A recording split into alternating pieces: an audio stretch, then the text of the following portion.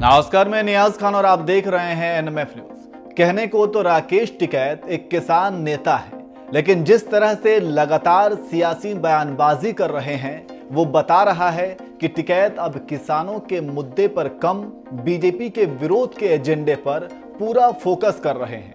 तभी तो पीएम मोदी ने किसान कानून तो वापस ले लिया, लेकिन टिकैत का बीजेपी विरोध खत्म नहीं हो रहा है। वो बीजेपी के खिलाफ इस कदर आग उगल रहे हैं कि अब तो उनके निशाने पर अयोध्या में बन रहा भव्य राम मंदिर भी आ गया है।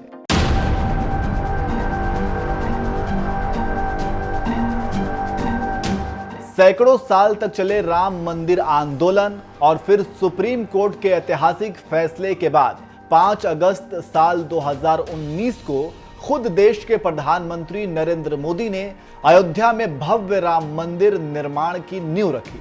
और इसी के साथ जहां करोड़ों राम भक्तों का सपना साकार होने लगा, तो वहीं दूसरी तरफ बीजेपी भी इस मुद्दे पर वोट मांगने में जुट गई। खुद सूबे के मुखिया योगी आदित्यनाथ ने कई चुनावी रैलियों में राम भक्तों पर चली गोलियों का मुद्दा उठाया, तो वहीं ये भी बताने की कोशिश की कि मोदी सरकार में ही राम मंदिर निर्माण का काम शुरू हो सका। समाजवादी पार्टी के बबुआ भी अब बोल रहे हैं ना,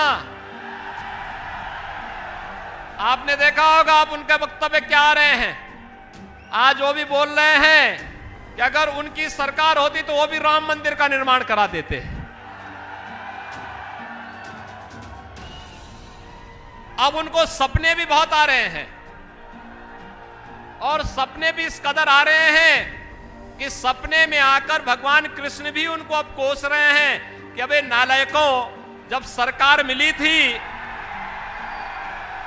तब कोसी कला का दंगा करवा रहे थे, तब जवाहर बाग का दंगा करवा रहे थे, तब मुजफ्फरनगर का दंगा करवा रहे थे, और जब सत्ता मिली थी तब राम भक्तों पर भी गोलियां चला रहे थे।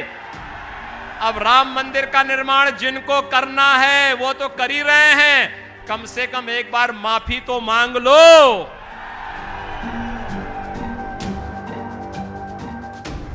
राम मंदिर निर्माण का मुद्दा उठाकर जहां बीजेपी वोट मांग रही है, तो वहीं किसान नेता राकेश टिकैत ने राम मंदिर निर्माण पर ही सवाल उठा दिया।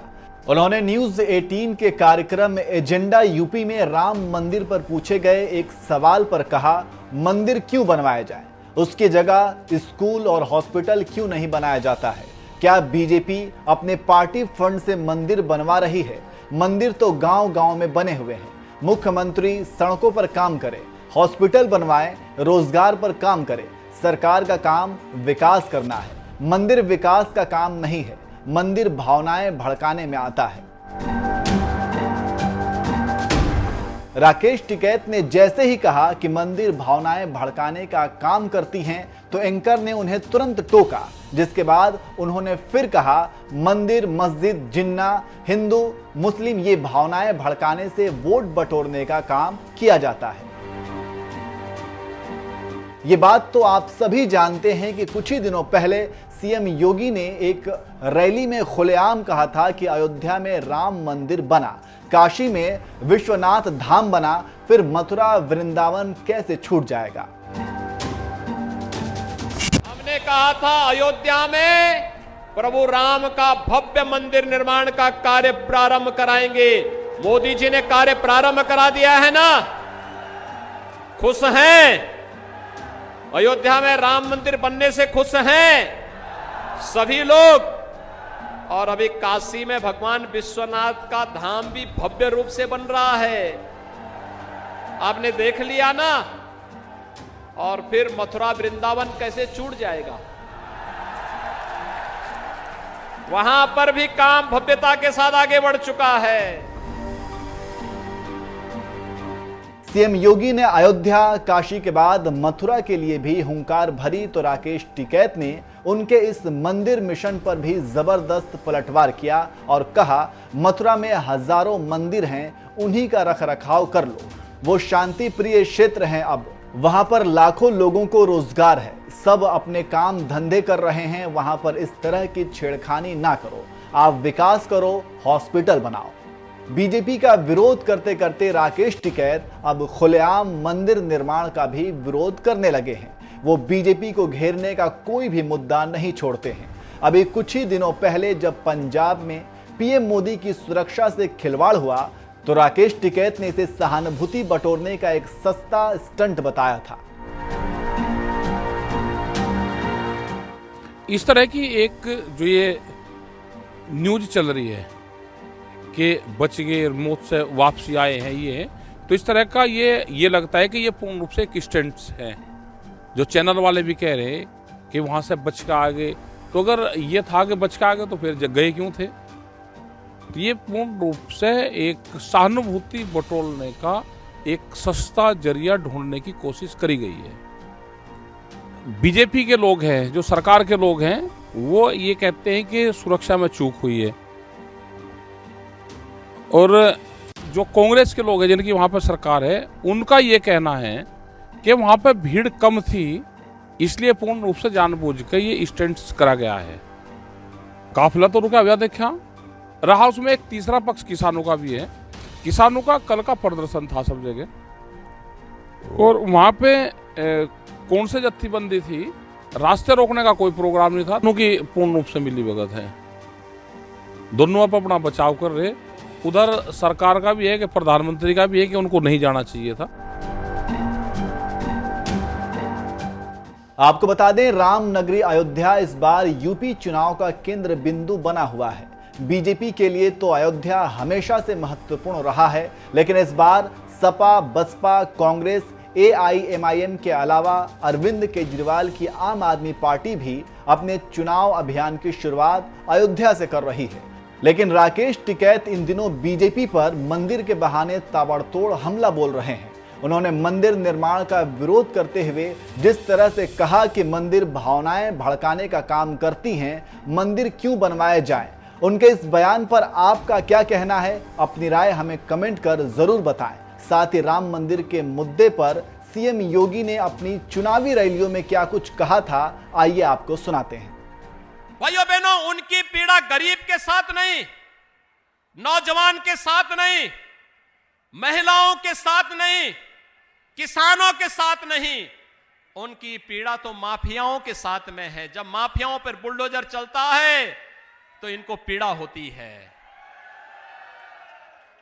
जब माफियाओं के खिलाफ कार्रवाई होती है इनको पीड़ा होती है। जब कावड़ यात्रा चलाई जाती है तो इनको पीड़ा होती है। जब राम मंदिर का निर्माण प्रारंभ होता है तो इनको पीड़ा होती है। जब भाइयों बहनों मथुरा वृंदावन में भगवान कृष्ण की जन्मभूमि पर निर्माण के कार्य युद्ध स्तर पर आगे बढ़ते हैं तो इनको पीड़ा होती है। लेकिन हमारी सरकार जो कहती है सो करके दिखाती भी है। आपने देखा होगा, हमने जो कहा सो करके दिखा दिया। सबका साथ और सबके विकास का मंत्र प्रधानमंत्री मोदी जी ने दिया था। हमने गांव के लिए, गरीब के लिए, किसान के लिए, नौजवान के लिए, महिलाओं के लिए, सबके लिए विकास की योजनाओं को प्रमुखता के साथ आगे बढ़ाने का कार्य तो किया ही, सुरक्षा का भी कार्य मजबूती के साथ आगे बढ़ाया, विकास की बड़ी बड़ी परियोजनाओं को आगे बढ़ाया और भाइयों बहनों आस्था का भी सम्मान किया। मैं पूछना चाहता हूं, क्या अयोध्या में राम जन्मभूमि पर भगवान राम के भव्य मंदिर का निर्माण क्या समाजवादी पार्टी कराती? आपको विश्वास हो रहा है क्या? अरे जो राम भक्तों पर गोलियां चलाते थे, क्या वे राम मंदिर का निर्माण करते? लेकिन आपकी ताकत ने आज उनको नाक रगड़ने के लिए मजबूर कर दिया है। आज तो कह रहे हैं ना, आज तो उनको भी कहने के लिए मजबूर होना पड़ रहा है ना। और नहीं तो पहले क्या बोलते थे कि परिंदा भी पर नहीं मार सकता, बोलते थे ना, परिंदा भी पर नहीं मार सकता। जब बेटियों के साथ छेड़छाड़ होती थी तो क्या कहते थे? गलती हो जाती है, यही बोलते थे ना। अब तो गलती नहीं होती ना, अब तो कार्रवाई होती है ना। भाइयों बहनों, बस यही याद दिलाने के लिए आज आए हैं। ये एटीएस सेंटर न केवल देवबंद और सहारनपुर के लिए, बल्कि पश्चिमी उत्तर प्रदेश की सुरक्षा का एक मजबूत आधार बनेगा। और सरकार की पूरी प्राथमिकता है, पूरी प्रतिबद्धता है, सुरक्षा के साथ कोई खिलवाड़ किसी को नहीं करने देंगे। विकास प्राथमिकता है, शासन की योजनाओं का लाभ हर गांव, हर गरीब को मिलना चाहिए, बिना भेदभाव के मिलना चाहिए।